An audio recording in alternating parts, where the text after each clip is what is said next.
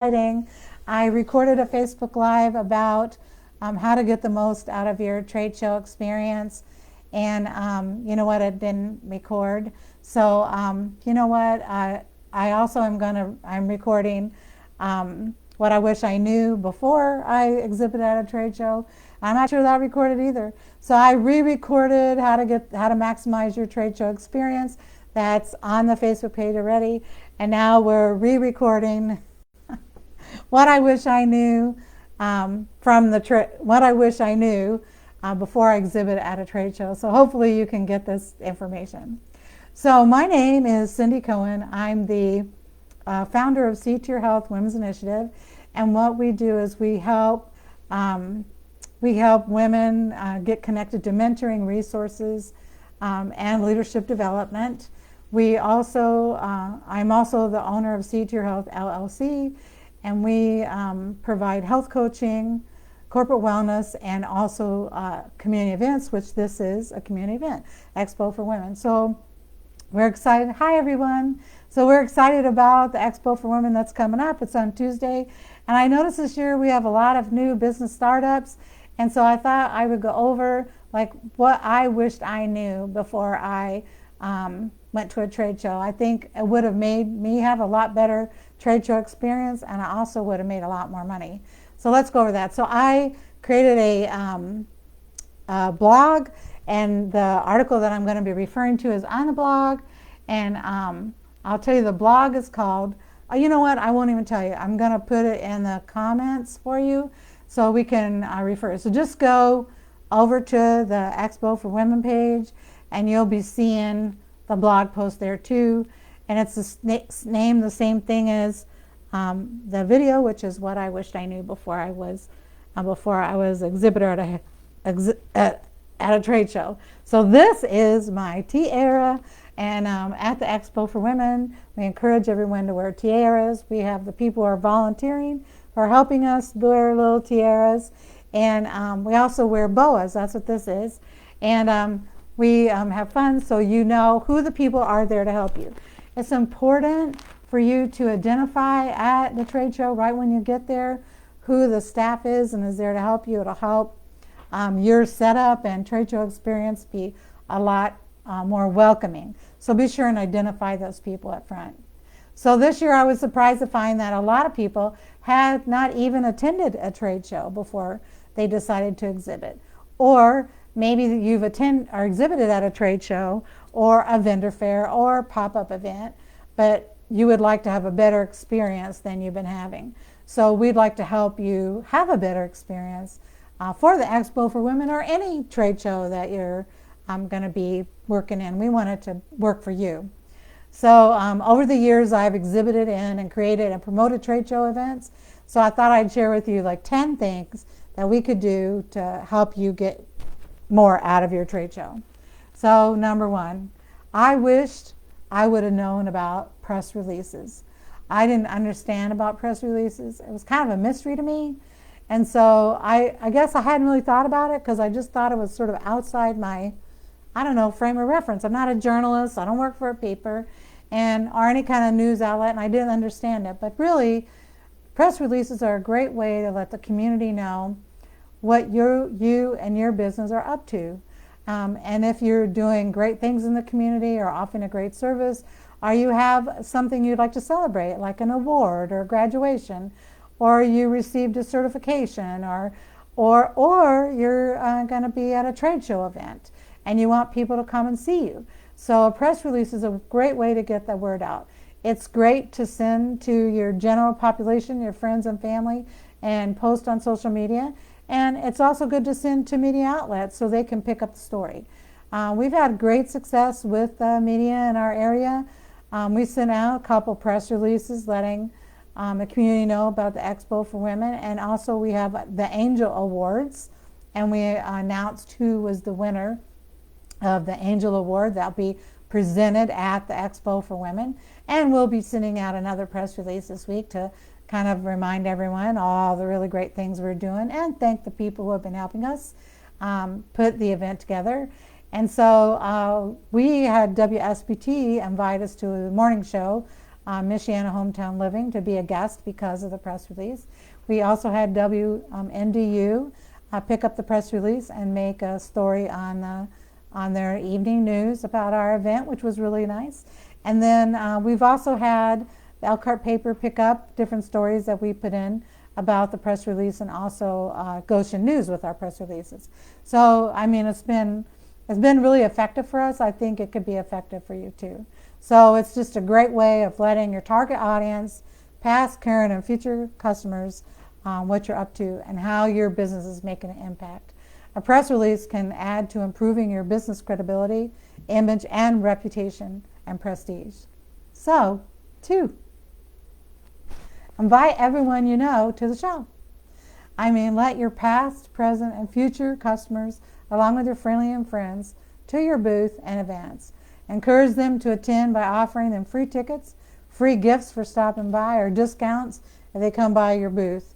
This is your opportunity to increase your visibility in the community, increase your sales, and reconnect with previous customers. It's a big mistake to think that the trade show host will find new customers. That's your job. So many times, like when we do this show, I do pay for a lot of advertising, but many show hosts do not do that. It is really up to the individual vendor to invite the people that they know. So keep that in mind. If a lot of your own customers, friends, and families not showing up to the event, then you're not doing your job as a good vendor to bring people to the show. 3, the display. Spend time thinking about your display. Calculate the size of your booth, who is attending the event, what might attract the folks walking by your booth, and stop to talk. That's important. Signage takes time to order, so take the time to order that sign in advance. You can usually, if you haven't ordered anything, you can go by your local supply office store and they can produce you a sign that sits on the table. It's fairly large, like 11 by 14, or even bigger. You can put on an easel and it will be eye level for people to see your sign. That's really important. You don't want people bumping into each other trying to figure out what the name of your business is. 4, dress comfortably. Wear shoes that are comfortable, for sure, to set up and take down your vendor space. Usually I carry a lot of things with me, so it's a lot of hauling. You want to check to see if there are those flatbed rolling, whatever you call them, rolling things to put all your stuff on. Or I know you can buy those little flatbed rolling things to put all your stuff on, or you can put all of your stuff in like a rolling suitcase. You need to really think about how you can efficiently get all your stuff over to your vendor booth. But clothing is really important because many times, especially in summer, by the time I get everything all unloaded, I'm so hot and sweaty, I'm just a mess. So you could think about having moving in clothes. So you could get dressed one way and move all your stuff in, then go to the ladies' room and put all your makeup on, fix your hair, change into something nice, and then at the end of the evening, you can change it back into your moving out clothes. So that's something to think about. It's also good to dress in layers or bring sweaters and something cooler to wear, because it's very hard to control the temperature in these big event spaces, so they're usually too hot or too cold. 5, bring what I call office in a box. So I have a little box like this big, and in there I have things like tape, pins, staplers, a charger, scissors, rubber bands, pad of paper, pen, Band-Aids, mints and gum, and hand sanitizer. And also you might want to have some of those disposable masks in case someone needs it. They can get one from you. That's very nice. They say it's better to have and not need than need and not have. And in this case, that's true, because you probably are going to be the only person who has these things with you. It's important. And you know, another thing you might want to bring with you is a first aid kit. It seems like every event I go to, I need a first aid kit, or someone comes up to me and ask me if I have a Band-Aid or something happened to them. So, you know, it's just nice. You can get one of those little first aid kits at the drugstore, and it's just nice to have. So you might want to put that with all your things. 6, take nourishment. It's not every location that has healthy food or any food at all. It's always best to be prepared for the long day with what I think is healthy food. Because I think if you eat a lot of carbs, so me as a health coach thinks if you eat a lot of carbs or a lot of sweets or a lot of junk food, that's going to just make you really tired. So I suggest you take along with you healthy food. You can get those little tiny ice box like lunch pills or like a small ice chest. You can put water in there. When I go, I take a couple, 2 or 3 bottles of water, some smoothies already mixed up, fruit, salad, and nuts. That's what I take in mine. You can take the things that you enjoy eating. Sometimes I don't eat because I'm like too busy or I don't feel like eating, but I always drink water. But the food that you bring, if it's in a little ice chest, always stays healthy and fresh for home. So when I get home and I'm tired, I don't want to make dinner, I have my dinner already made for me in my little lunch box or ice chest. So think about that. 7, set up. So give yourself plenty of time for setting up. I always cut short. I always wait till last minute. And I couldn't really understand how everyone was always sitting there nice and calm and cool and collected. And there I was, a hot mess. So think about this. Go early, get everything set up, and plan to stay at the event center. Invite other vendors to your table while they're setting up. Go over and learn about their business too, and start relationship building. This is a critical time to do that. Also, everybody now basically has their office in an electronic device. So while you're there, you could invite your friends, family, potential customers, past customers, everyone you know, to come see you at the event while you're at the event. And you could take pictures of what's happening while you're at the event so people can come over and see you and know where to find you. So think about setup and remember to take plenty of time to get yourself set up. 8, capture those qualified leads. The goal of this event is to leave with appointments, interviews, services booked, customers in your store online or offline. Impulse purchases are always great, and it's great to leave with qualified leads. So those are all the things you think about leaving the event with. How do you identify a qualified lead? You have them take a little questionnaire where they ask 4 or 5 questions about what make them a qualified lead for you. Like for example, for me, I have a health and wellness business, so I would have a little, like a scrap, like a postcard sheet of paper or half a sheet of paper, and I would have a place where they write their name, their phone number, their email, and also their how to contact them. And then I would ask 4 or 5 questions. So for example, for health, I would say, are you health interested, or would you like to know more about how to be healthy? Yes or no. Do you eat 7 to 10 servings of fruits and vegetables every day? Yes or no. Would you like to know how you can do that? Yes or no. Do you drink 8 ounces of water every day? Yes or no. Would you like to know how to do that? Yes or no. Do you exercise 30 minutes most days of the week? Yes or no. Do you get 8 hours of sleep every day? Yes or no. Would you like to know how to get better sleep? Yes or no. Would you like a health coach to call you to help you strategize your way to good health? Yes or no. So those would be the questions that we would ask. If you were a wedding planner, you would ask something like, are you having a wedding in the next 2 years? Do you know anybody who's having a wedding in the next 2 years? If you do other things besides weddings, like maybe anniversary parties or birthdays, you might ask if they are having a birthday or anniversary party, or if they know someone is. This will tell you if this is a potential customer for you. Everybody else, not a potential customer, too far in the future or maybe never. You could also ask, would they ever use a caterer or a party planner to help them get their events organized? That's also a good thing to ask. These little questionnaires help to qualify your leads. It makes it easier for you to decide who to call later. It's really better to leave with 50 qualified leads, sold products and booked appointments, than 500 names in a jar that you don't know where their interests are. So really think about that. 8 is capture your qualified leads. 9, organize your leads, right? 9, organize those leads. So I used to go to trade shows. I'd be so exhausted. I would just throw everything in the car or in a box. I wouldn't know where anything was. I didn't know where my leads were. I didn't know to qualify them, and I'd end up calling 200 people who didn't want to know anything about being healthy.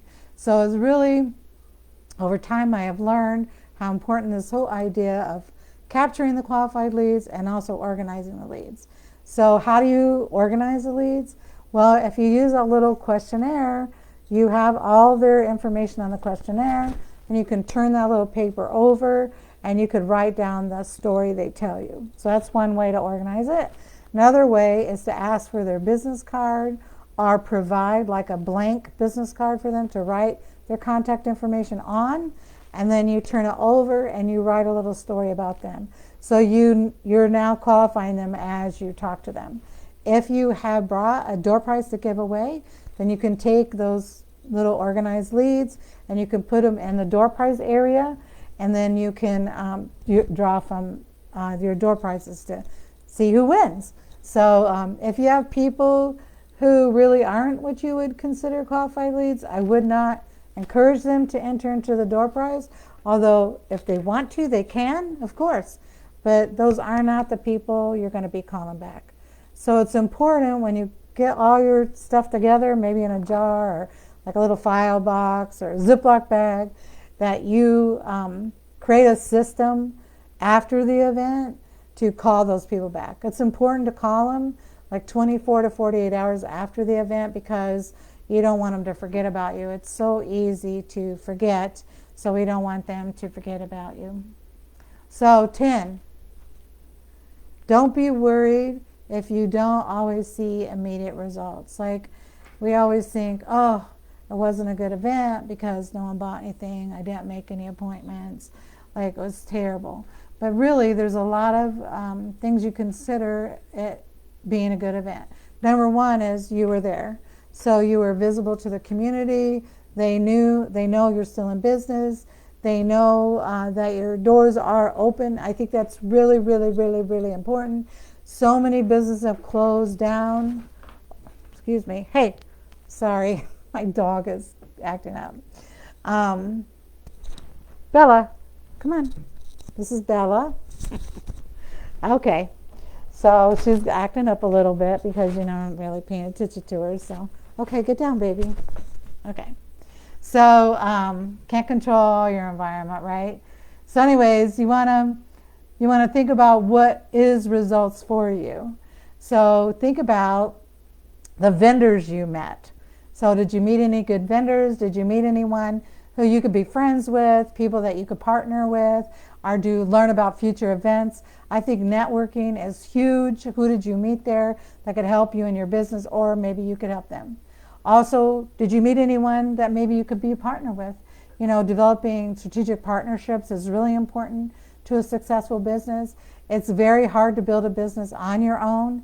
If you could create partnerships and a network of people who support you and what you're doing, and you support them and their business and what they're doing, it's really much easier.